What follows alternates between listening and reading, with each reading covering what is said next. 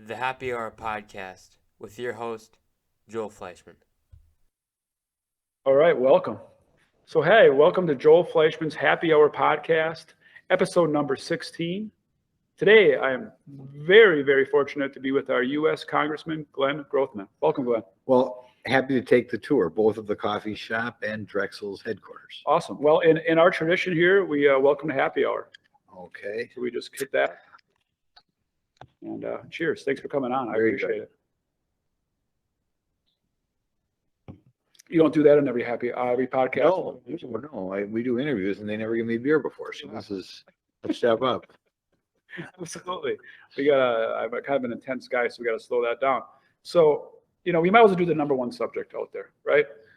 I think the number one right now today is COVID. Now we can explore some more fun ones, maybe. Sure. We're working on another bill in Congress. We've spent so much money already, though. We spent over $3 trillion. And I don't think the average American understands. $3 trillion. $3 trillion. When I first got involved in government, I thought $1 billion was about as high as you could go. And you got to remember, a trillion is 1,000 billions. And all that money is being printed. We're just going further in debt. Some of it wisely spent, some not so wisely spent. Overall, I'm disappointed in some of the things, though, that haven't been done. First of all, there have been many studies that I reviewed showing the effectiveness of vitamin D. And the public health establishment has not pushed it like it should be. There was another study out of Spain about 3 weeks ago showing that 80% that the average person who had severe COVID, 80% of them were vitamin D deficient. Well, how often do they push that? They don't push that. But in my opinion, if everybody was taking vitamin D supplements, and it's going to be worse now during the winter, I think you would have decreased the number of fatalities by 30 to 35%. You take them. Yes, I take it. And one a day. One a day, and you take it with zinc.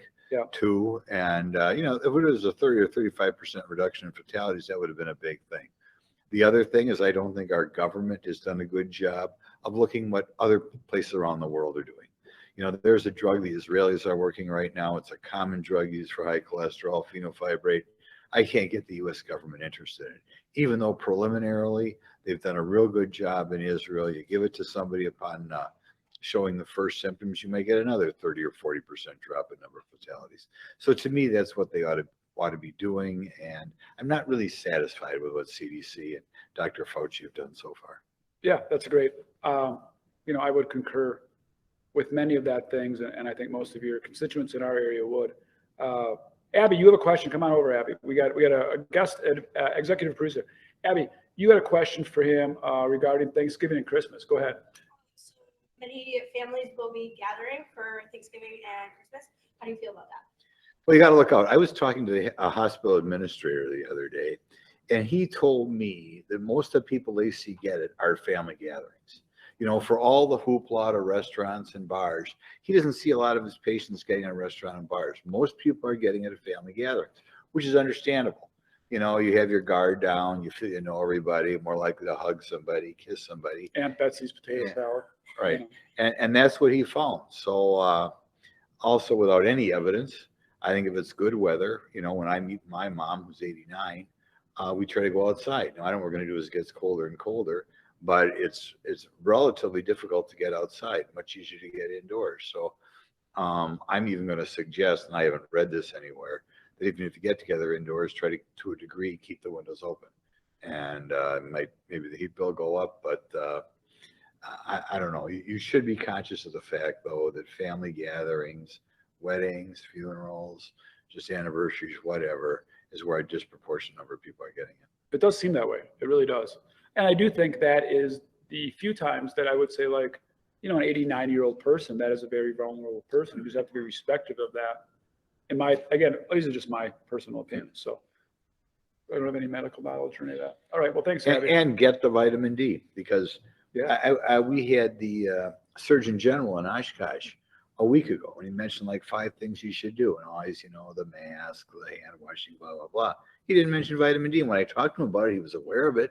But for whatever reason, these people have the mouthpiece. They don't talk about it. I was always very interested in wondering why, if I had the mouthpiece, or how our country would have reacted differently. And we can debate all day, right, wrong, easy looking back. And we got to deal with real problems now. If our country would have said in March, let's be strong, let's be tough, let's take our vitamin D, and let's get healthy.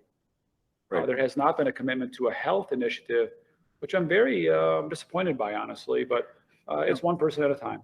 No, you're right. And the other thing I've been told, my own doctor told me, he looked at three things: cardiovascular, diabetes, or overweight. He said the greatest risk factor is overweight.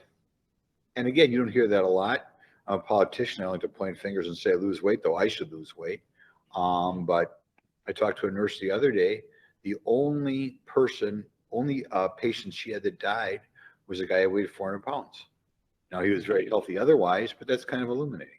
So, I know everybody wants to lose weight, but if you need a little better incentive, now's the time. Yeah, and if the media, I think, would have drilled that like they drilled other things, I think there would have been a wake-up call for obesity, which should have been covered in our country, or should be covered in our country as a major concern, in my opinion. Other things you're working on? Well, you're an interesting guy, so right. I'll just let you go where you want to go. There are things that I'm working on that I didn't run on, but just came to us. One thing I read something about, and I'm trying to push, is what they call biosimilars. Right now, somebody with diabetes, insulin can be very expensive. There are times you have good insurance, it's maybe $100 a month, but there are other people paying $800 or $900 a month, sometimes for juvenile diabetes. Can you imagine you have a child, all the other expenses, maybe paying $500, $600 out of pocket? That's a month? A month. $800, $900 a month. Right. Killing people. Kill it. Now, some people pay $100 or $200, but even then, that's a lot. There are what they call biosimilars, which could be used as substitutes. Insulin is not a drug, so a biosimilar would be the equivalent of a generic. Obviously, if biosimilars were made legal quicker, the drug companies wouldn't be able to make as much money, and money sometimes talks in Washington. But we're trying to take the initiative and push that through.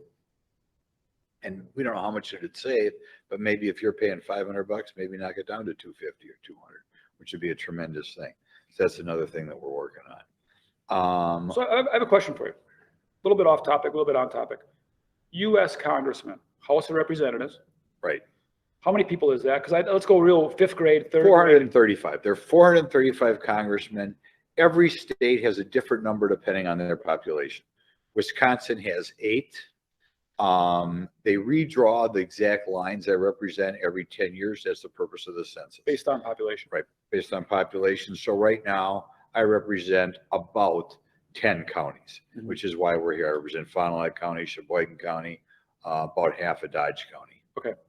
And a question then I have, you said, hey, I'm trying to bring up 435 determined, smart, driven people. I mean, somehow they got on the U.S. Congress. How do you bring a topic up? I mean, that's a loud, boisterous room. I mean, do you send an email with a Zoom call? I mean, well, we introduce a bill and we go to maybe some of my friends to get them to co-sponsor it, and then send out a general email and see who else we pick up. Talk to some people on the key committees and see if we can get enough people to at least get it out of committee. And how many do you need for that? Oh, it varies. I mean, you do it with one person, you do it with 50 people. Right. It's harder to get something done when you're stepping on somebody else's toes. And, it's shocking that anybody would be proud to take a position and say, I'm going to prevent somebody from saving money on their insulin. But that's out there. One of the frustrating things about Washington, and I was in Madison first, is I think money talks more in Washington. I mean, the amount of money that's given towards these campaigns is sometimes shocking, and it comes from somewhere. And there are a lot of businesses that I don't necessarily think are always on the right side of things. We hope the pharmaceutical industry comes up with a good cure for the coronavirus, and honestly, I think we have too much power in Washington, which is one of the reasons why, as a country, we're overdrugged. In my mind, both from young people, old people, all ages overdrugged. And, when they stand in the way of the free market, that's something that bothers me. Abby, it seems very political. See what I did there? You got that? Yeah, pretty good, huh? Pretty good. That's why I'm very popular on the pods. The humor. Okay, so immigration. I'm going to just keep jumping around here a little bit. To me, immigration is either the most important or second most important issue facing the United States people today. That's important that you said that. So in your opinion, first or second most important thing? Right. Because when I look at an issue, it's not just how's it going to affect America in the next 6 months. It's how I'm going to affect America in the next 30 years. And America's always been a country of immigrants. So what our immigrants are, who our immigrants are, really is going to determine the type of country you're living in 20 or 30 years from now. Now, until about a year and a half ago, we were literally having the Border Patrol touch about 140,000 people a month trying to come in here. And that's not people coming here legally on visas. That's 140,000 people either trying to sneak in the country, claim asylum, claim they're under threat at home or something. Of those 140,000, about 90,000 were being allowed in the country. Maybe they were told to come up for a court hearing in another 6 months or 6 years, but you were getting about 140,000 a month. Based on 330 million Right. people that live in the country, right? In our country, right. Roughly. So very small percentage, really. Yeah. But they were letting 90,000 Okay. a month in. So that's Yeah, it's a month. So yeah. 90,000 a month. You know, that's pretty many in my mind. And particularly because it's not people we're necessarily picking. Yeah, It's nearly anybody. approximately 1 million people over the course of A million a year. Right, right. And that's people who the Border Patrol touches. Probably there are about another 150,000 that are sneaking across that they know are there because they see them with drones, they see them with cameras, but they can't catch a month. A month. That's a lot of people. Right.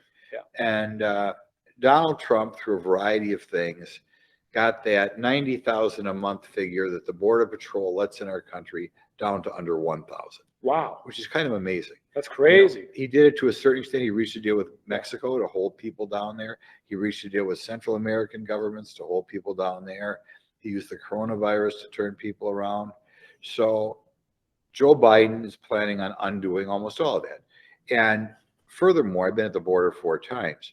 One of the things that affects the number of people coming here is what people around the world think, how easy it is to get in here. Of course, and if you were getting if you were catching 90,000 people coming in under Donald Trump, who at least had the rhetoric of we want our laws obeyed. Well, now you look at a guy like Joe Biden who's saying free medical care for all illegals. I mean, he's doors open. So how many people do we expect to come here under Joe Biden? I hope the press is monitoring this, but I wouldn't be surprised if it pops up to like 200,000. Because there's basically a backlog, right? If you don't let anybody in for a long time, there might be a backlog. And a backlog, and just what people abroad are hearing. You know, if you're sitting there in El Salvador or sitting there in Congo or wherever you are, and you hear we have a new president of the United States who's going to promise free medical care if you show up, well, that's a lot different than the rhetoric that was being used by Donald Trump. And, you know, the question is, how is America going to change if we let 200,000 people a month come here? I mean, that's a lot of people. In 4 years, you know, you're looking at 10 million new people. That's significant. Yeah. And that's why I think it's so important. And we need more immigrants for a variety of reasons. We have a strong economy. People are not having children as much as you'd like to have children. So we're going to need people. But we can pick them. There's no reason why we can't, you know, give people a test, make sure they speak English, make sure they're not going to go on welfare right away, that sort of thing. And if we can pick them, why do we take whoever sneaks across the border? And somebody in the Border Patrol told me what he was afraid of is the Mexican government is kind of sending or was sending not their best. You know, we all remember there was a time where Cuba released a lot of people in the United States, and Fidel Castro at the time bragged that he emptied out his prisons. Well, that obviously wasn't good for the United States. We're going to empty out the Cuban prisons all over here. But it scared me that one of the Border Patrol guys told me that he felt the Mexican government a couple of years ago was not necessarily sending their best. And that's a concern too. Yeah. So here in Fond du Lac County, how many immigrants do you think come into Fond du Lac County or your area, the 10 counties that you have? I mean, is that a big deal in my little county of Fond du Lac in a very microscope? I mean, agriculture, perhaps construction, or what are you seeing here in Fond du Lac County? It's not a big deal right away. And you get good and bad immigrants. I think the greater danger is in the cities, because if people come across here, they got to look to set up shop somewhere. Some are going to be looking for a job. Some are going to be looking for the welfare. And, you know, from what I hear, you have a higher, you know, a significantly growing illegal population in Milwaukee. That's what the police down there tell me. You know, again, how are they going to fit in? And in any event, it's really not fair to have your immigrants determined by who sneaks across the border as opposed to who's doing it right. Every year in this country, we swear in about 700,000 new citizens, which is a significant number. It is a lot. And I've attended those ceremonies in Milwaukee, and there you're really getting top shelf people. I mean, everybody's got a job, a significant number already have businesses. They're going to be an asset to this country. And that's the way every immigrant should be. But when you begin to say a lot of our immigrants, or even most of our immigrants, are going to be who sneaks across the southern border, well, that should begin to get welfare people. You begin to get drug dealers. You begin to get the criminal class. And that's a problem. Yeah, we just, one of our best install crews out of our Brookfield location, shout out to Alex, does a great job, and he's from Romania, and he just became a U.S. citizen. Extremely proud of that fact, and he's brought a lot of people over with him. He wished he could bring more. So I guess I not only hope that we control the bad guys getting out, I hope we somehow promote the good guys getting in, and girls. Right. There are a variety of things you could do. Yeah. I don't even mind tests. Because I even test people and find out who's sharper. And just like anything else, why wouldn't you take the best? Because that's going to determine the America we have, say, 30 years out. Yeah. And if we're letting in the best, it's going to be a great America. If we're letting in the worst, not so good. Yeah, at least the worst, right? At least the worst. Okay, so we only got a little bit of time left together, maybe one or two more topics. I got one more question I always ask everyone that comes on the show. But what else would you like to maybe bring up to everybody? It's your voice right now, so you don't always get to this group, this audience. I mentioned the coronavirus. I think the other thing that I'm working on, and it's something that has not been addressed enough, is right now our welfare system encourages, not working obviously, but it also encourages, a difficult family situation. Our welfare system is designed to discriminate against people who get married and have kids. And you could say who wants, who's in favor of this, but it wasn't as publicized as it should be. There's a group called Black Lives Matter that had a huge impact on the last election. And right on their website, it said they're against the old-fashioned nuclear family. Now, normally, if a politician would say, I'm for families, everybody would say, well, I'm going to go home and fall asleep. Everybody's for families. What a dumb thing for a politician to say. But we had a shocking number of politicians who were elected with financial help from Black Lives Matter, and right on their website, we're Marxist. We want to weaken the family. You might say, why would anybody want to weaken the family? Marxists want to weaken the family because they want everything to revolve around the government. And if you have a family, you're going to learn things from your family that you might not learn other places, right? If you got a family, you might have loyalty to the family that's stronger than the loyalty to the government. So there always have been people around for 100 years. Now they're just becoming more vocal about it, who want to get rid of the family. And I think we have to publicize that. They took it off their website about 3 weeks before the election, but it was on there until then. This Black Lives Matter group, which is a very, very powerful group, just says they were founded by Marxists, communists, and they don't like the family. And I don't think enough Americans are aware of that potential danger out there. Yeah, that's interesting. I'm a God guy. I'm a Christian, and we talk about that in the podcast and life. And that nuclear family is still a foundation, and not only of our country but of our world and our spirituality. And it's good. And the people that don't have that, that's okay. But to say that we're somehow against it, and sometimes at work we call things unintended consequences. I do think perhaps welfare was set up in a way that they didn't realize what they were setting up, right? Because if you set it up slanted this way, the unintended consequences that then it's in favoring maybe unintentionally, because there's just you set up with these laws and these bills and you don't understand the unintended consequence till 20 years.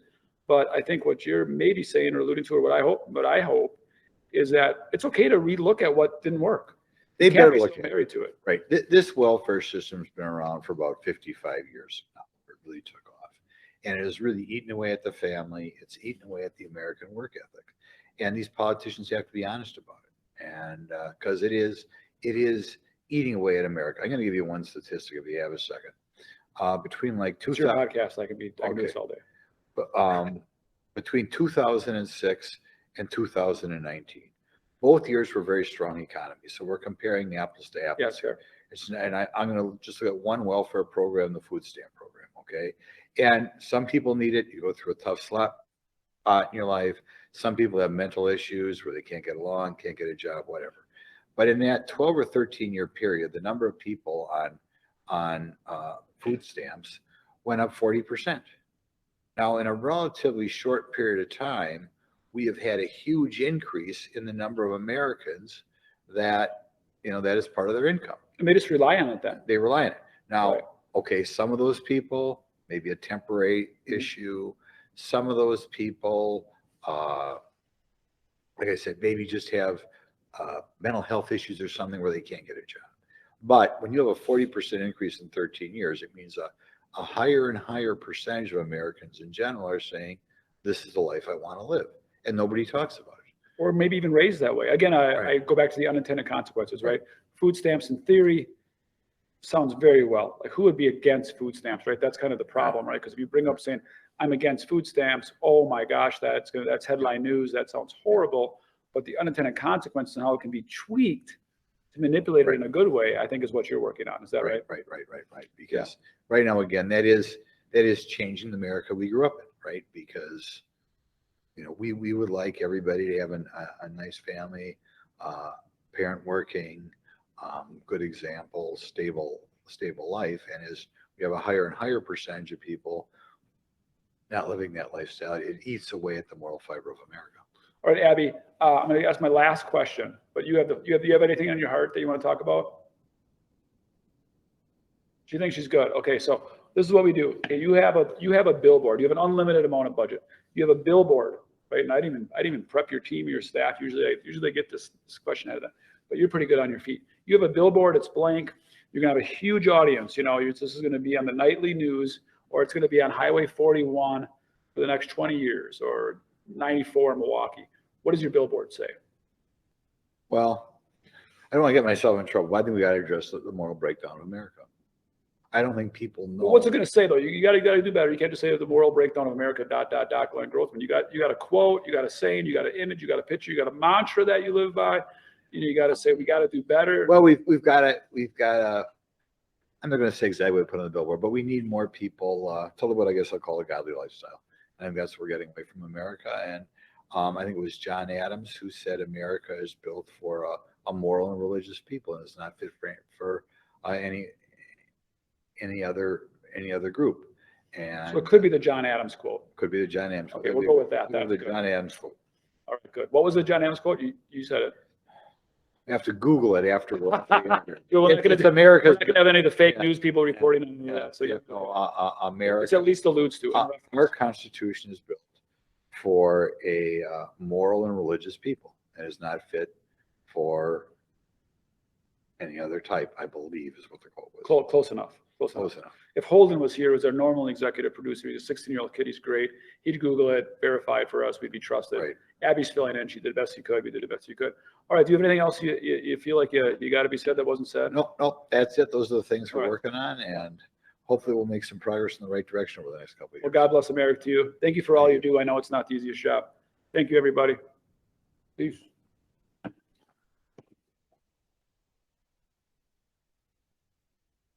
This last part gets edited out, so don't worry. It doesn't end awkward.